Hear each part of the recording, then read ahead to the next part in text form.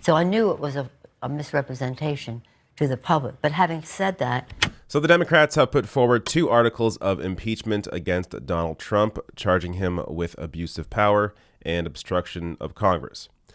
Now, I'll get to more on my thoughts on that in a bit, because we now have something to compare it to.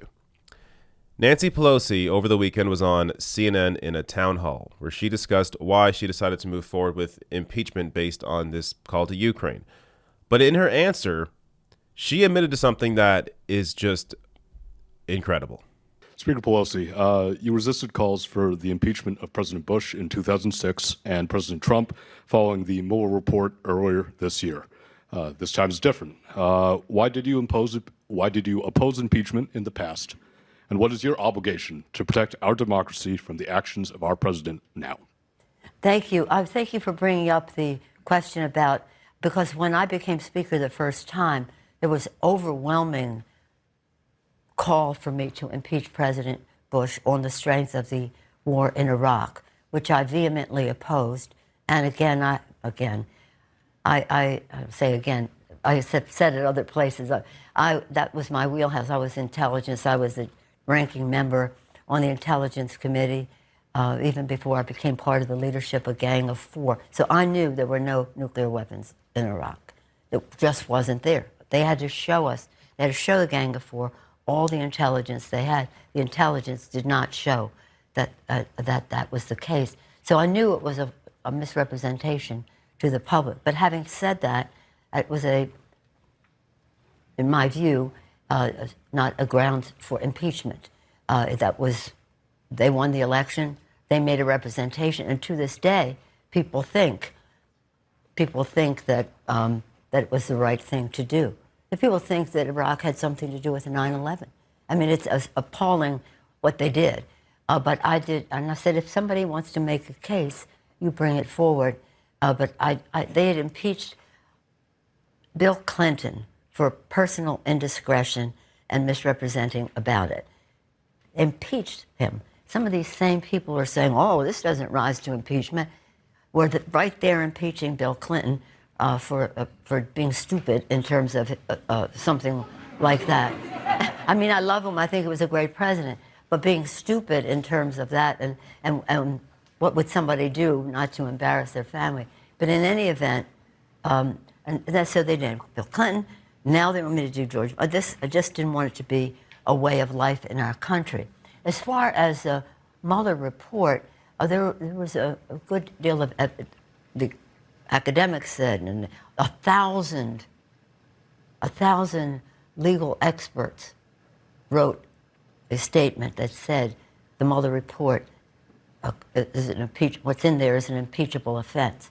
It wasn't so much of what's in the Mueller report will be more clear once some of the court cases are resolved, but it wasn't so clear to the public. The Ukraine just removed all doubt. It was self-evident that the president undermined our national security, jeopardized the integrity of our elections as he violated his oath of office. There's just, that's something that cannot be ignored. Okay. I'm struck by just how nonchalantly she just admits this.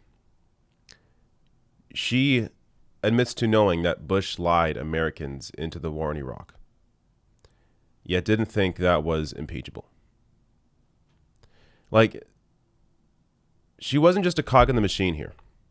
I mean, it's one thing if, she had no power, she couldn't really do anything about it. But here you have the Democratic leader in the House at the time opposing impeachment despite justified calls for it within her own party. And she was against it because Bill Clinton was just impeached, and I guess that means you can't impeach the next president, even though they lied the country into an illegal war. I mean, we're talking about, there's many estimates about how many deaths occurred in Iraq, but university researchers from the U.S., Canada, and Iraq in 2013 estimated that 461,000 people died because of the Iraq War. The majority of those people, civilians. That's not impeachable. And like, she's proud of herself. I think that's what is striking about this entire thing. She is proud of herself. She brings all of this up, mentions the fact that, many Americans think that Iraq had to do with 9/11. Brings all of this up. Still doesn't think it's impeachable. And is happy that she fought the calls then for impeachment. This is just stunning.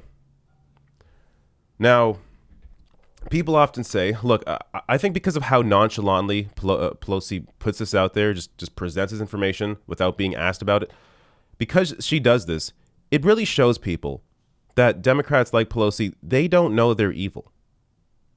So there's this idea out there that, the Democratic Party, people like Nancy Pelosi, Chuck Schumer, they know exactly what they're doing when they're suppressing progressive policy, progressive voices.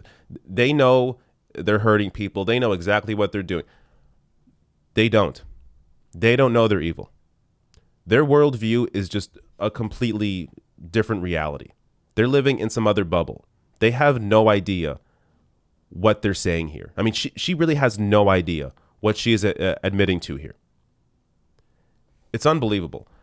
Now, getting to Trump. So they got Trump now on, as I said at the beginning, withholding military aid, essentially. So the whole Ukrainian thing is about Trump withholding military aid to try to get dirt on Joe Biden. So they have him on charging him with abuse of power and obstruction of Congress.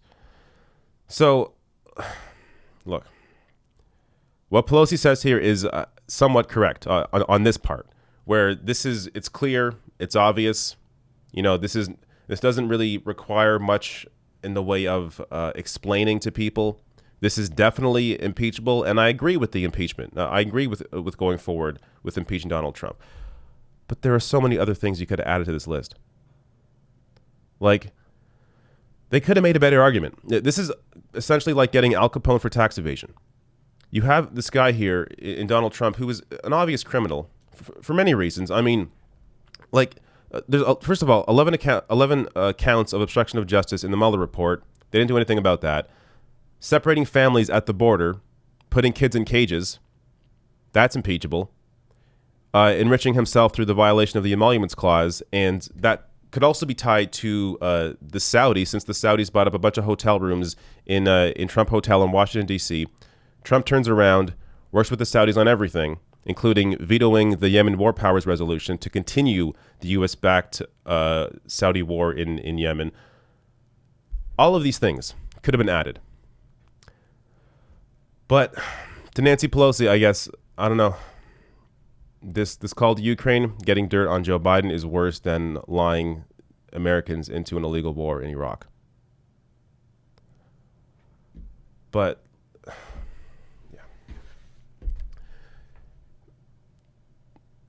I don't want to take away from the fact that what Trump did here, what they're getting him on, is impeachable, because it is.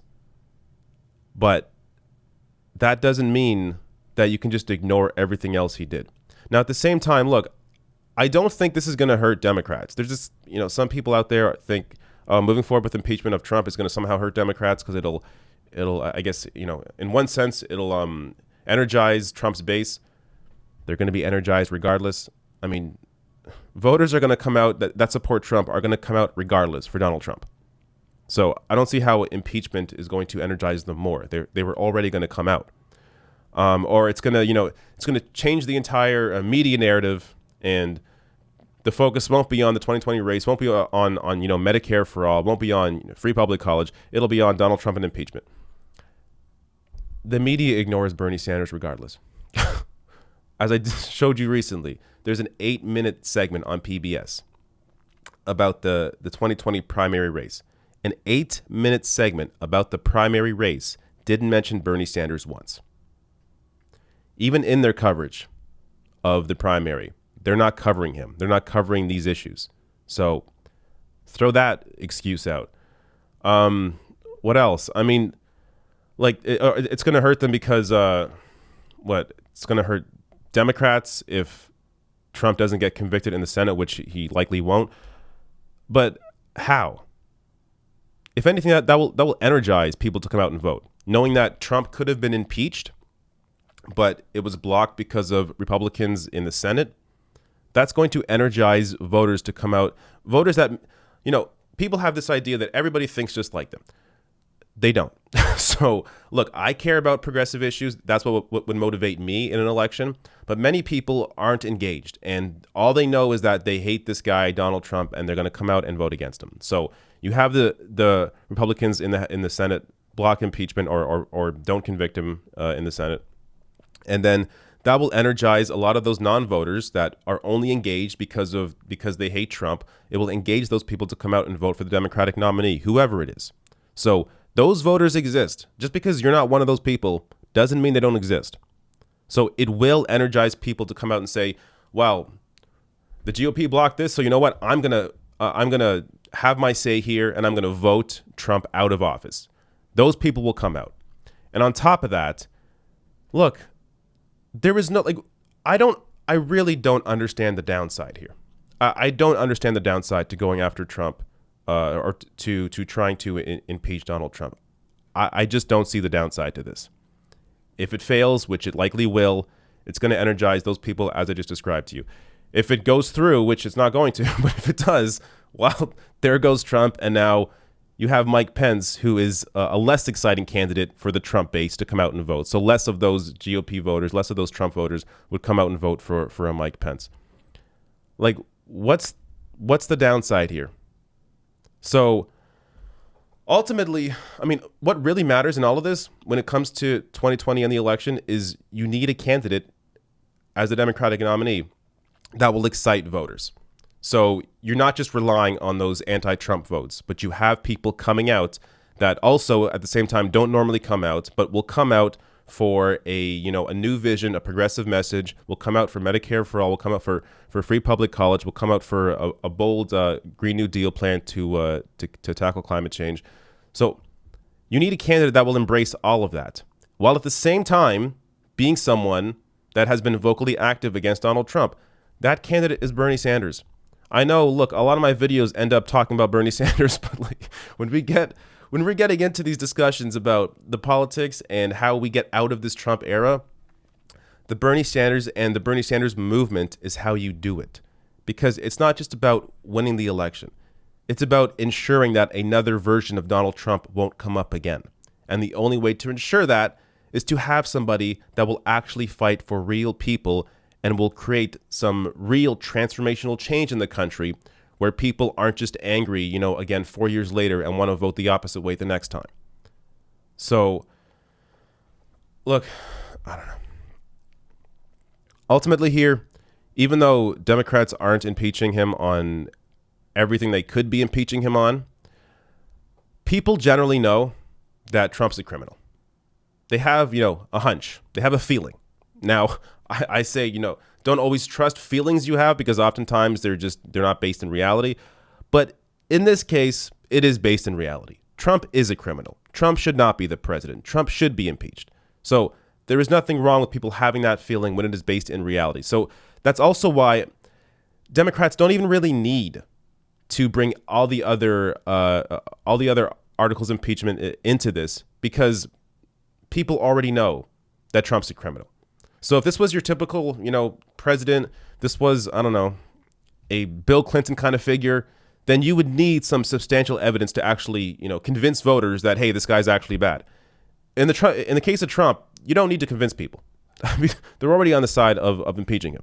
So you don't need to get too much in the details, even though I wish they would, but they don't necessarily have to for people to support getting rid of Donald Trump. But ultimately, what matters here is ensuring you have a Democratic nominee that will excite people, excite young people, excite independents, excite people that have been disillusioned by the system to come out and vote in 2020 against Donald Trump and for the Democratic nominee. And I think it's obvious from Bernie's 40-year record, from his platform, from the fact that he's been a lifelong independent, which, flies in the face of the Democratic Party establishment and the Republican establishment, the corporate establishment. It flies in the face of all that.